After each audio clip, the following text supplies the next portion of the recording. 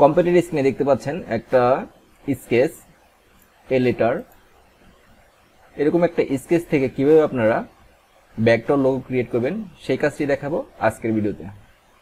প্রথমে আমি ফাইলটাকে সিলেক্ট করলাম, ফাইলটাকে আমি লক করে নিচ্ছি। লক করার জন্য আপনারা অবজেক্টে আসবেন, লক। আপনারা শর্টকাটেও লক করতে পারেন Ctrl+2 প্রেস করে। দেখতে পাচ্ছেন ফাইলটা আমার লক হয়ে গেছে। তারপর আমি ইউজ করব পেন টুল। আমি টুলবারে আসলাম, টুলবার থেকে পেন টুল সিলেকশন করলাম। ফাইলটা একটু জুম করে নিচ্ছি।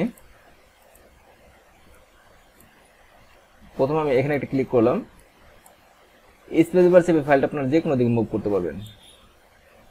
তারপরে আমি এখানে একটা ক্লিক করলাম। এখানে ক্লিক করে একটু রাউন্ড করে নিচ্ছি।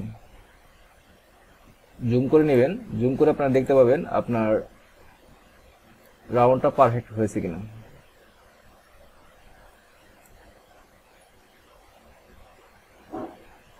একটু জুম আউট করি। তারপর আমি এখানে একটা ক্লিক করলাম, এখানে ক্লিক করে একটু রাউন্ড করে নিচ্ছি। অল্টার চেপে চাইলে অ্যাঙ্কার পয়েন্টটা ডিলিট করে দিতে পারেন। দেখতে পাচ্ছেন আমার ফিল কালার হোয়াইট এসেছে, আমি ফিল কালার টপ করে দিচ্ছি। একটু জুম করি, এখানে একটু ক্লিক করে একটু রাউন্ড করে নিচ্ছি।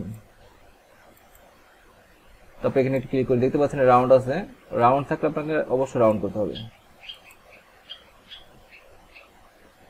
এখানে আবার রাউন্ড নেই, এখানে ক্লিক করে আমি রাউন্ড করে নিচ্ছি। তারপর এখানে ক্লিক করে একটু রাউন্ড করে নিচ্ছি। আমার আউটসাইড ক্লিপিং পাথ হয়ে গেল। একটু জুম আউট করি, আমি আউটসাইডে একটা কালার দিয়ে নিচ্ছি বোঝার জন্য। শো অপশন, আপনারা চাইলে সলিড কালার দিতে পারেন, আমি সলিড কালার দিয়ে নিচ্ছি। এই সিলেকশন অংশটুকু অর্থাৎ এই রেড কালারটা আমি Ctrl+3 দিয়ে হাইড করলাম। তারপর আমি আবারও টুলবার আসলাম, টুলবার থেকে পেন টুল সিলেকশন করলাম। একটু জুম করে নিচ্ছি।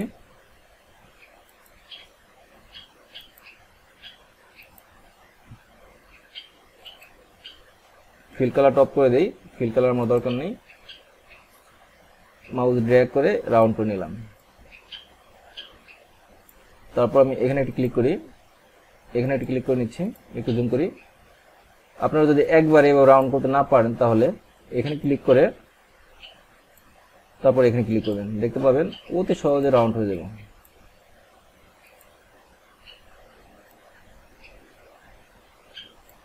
অল্টার চেপে অ্যাঙ্কার পয়েন্টটা ডিলিট করে দেই। তারপর এখানে ক্লিক করলাম, একটু জুম আউট করুন।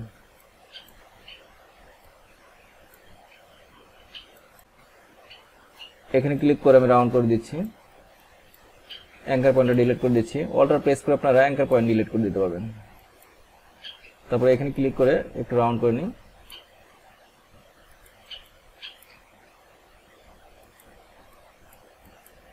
নিচের দিকে আসি, তারপর এখানে এনে মিলিয়ে দিলাম। একটু জুম আউট করে এই দুটি অংশ ক্লিপিং পাথ করতে হবে। একটু জুম করে নিচ্ছি। এখানে একটু ক্লিক করলাম, তারপর এখানে একটু ক্লিক করি, এখানে একটু ক্লিক করি। একটু রাউন্ড করতে হবে, মাউস ড্র্যাগ করে আপনারা রাউন্ড করতে পারবেন। অল্টার প্রেস করে এটাকে বলে anchor point, anchor point delete করে দেবেন। একটু রাউন্ড করে নিচ্ছি।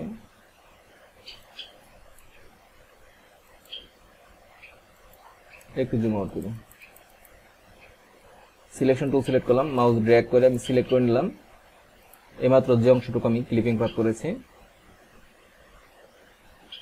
আমি কালারটা চেঞ্জ করে দিচ্ছি, আমি অনলি বোঝার জন্য সাইন কালার দিলাম। দেখতে পাচ্ছেন প্রত্যেকটি অংশই আলাদা। একটু ব্যাকে যায়, Ctrl+Z প্রেস করে মাউস ড্র্যাগ করে আমি সম্পূর্ণ অংশটুকু ধরলাম। গ্রুপ করব, আপনারা Ctrl+G প্রেস করে গ্রুপ করবেন। দেখতে পাচ্ছেন আমার গ্রুপ হয়ে গেছে। একটু ব্যাকে যায়, Ctrl+Z প্রেস করে আউটসাইডের অংশটুকু আমি Ctrl+3 দিয়ে হাইড করেছিলাম, এখন শো করব। Ctrl+Alt+3 প্রেস করলাম, আমার রেড কালারটা শো হলো। একটু জুম আউট করে এই স্কেচটা আমি লক করেছিলাম কন্ট্রোল 2 দিয়ে, আনলক করে নিচ্ছি। আনলক কল আপনারা শর্টকাটেও আনলক করতে পারেন, alter plus control plus 2 press করে। এই অংশটুকু আমি বাম পাশে চাপিয়ে দিই, মাঝখানের সাইন অংশটুকু ধরলাম। আপনারা চাইলে আপনাদের পছন্দ মতো যে কোনো কালার করতে পারেন, অফ হোয়াইট দিতে পারেন অথবা ব্লু কালার করতে পারেন, ব্লু কালার।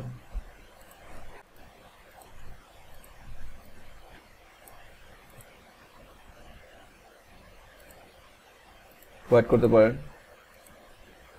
ইয়েলো করতে পারেন, অফ হোয়াইটই বেটার মনে হবে।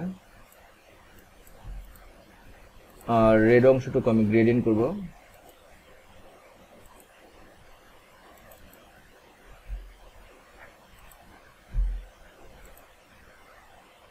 আমি সেম একটা কালার করলাম, আমি রেড কালার দিব। তারপর এখানে ডবল ক্লিক করলাম, সেম ওয়েতে সেম কালার চুজ করবেন, আপনার পছন্দের যে কোনো কালার দিতে পারবেন সাইডে। তারপর আমি মাঝখানের অংশটুকু ধরে, তাহলে মাঝখানের অংশটুকু আপনারা গ্রেডিয়েন্ট করতে পারেন। আমি গ্রেডিয়েন্ট করবো না, একটু ব্যাকে যাই, কালারটা একটু লাইট করে দিচ্ছি।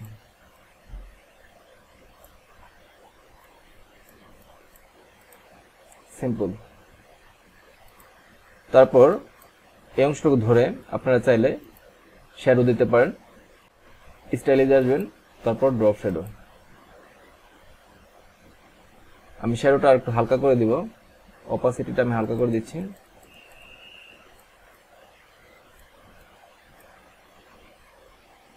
আর একটু হালকা করে দিই।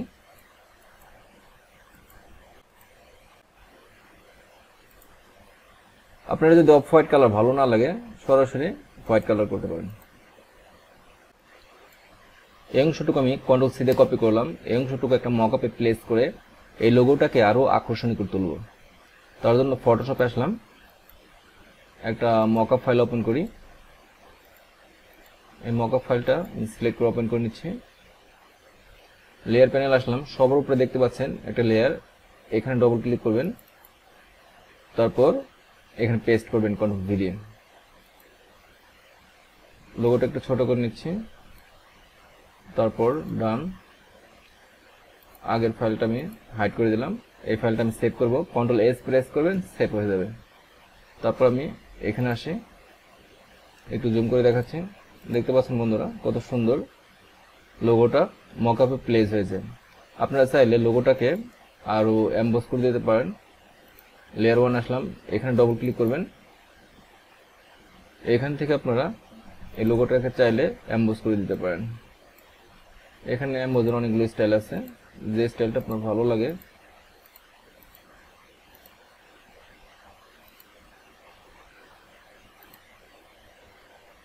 আমি নর্মালটাই রাখলাম, তারপর ওকে প্রেস করলাম। ফাইলটা সেভ দিচ্ছি, কন্ট্রোল এস প্রেস করে সেভ দিবেন। দেখতে পাচ্ছেন লোগোটা আমার মকআপে সুন্দর মতো প্লেস হয়ে গেছে। একটু জুম আউট করি, তারপর ফাইলটা সেভ দিচ্ছি, সেভ।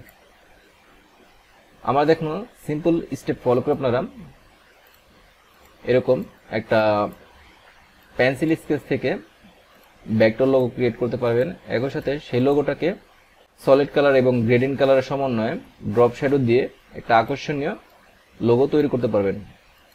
তারপর চাইলে আপনারা লোগোটাকে ফটোশপের কোনো মকআপে প্লেস করে আরো আকর্ষণীয় করে তুলতে পারবেন। ভিডিওটি ভালো লাগলে ভিডিওতে একটি লাইক দিবেন, চ্যানেলটি সাবস্ক্রাইব করে আমাকে সাপোর্ট করবেন। কথা হবে নেক্সট ভিডিওতে। সে পর্যন্ত সবাই ভালো থাকবেন। আল্লাহ হাফেজ।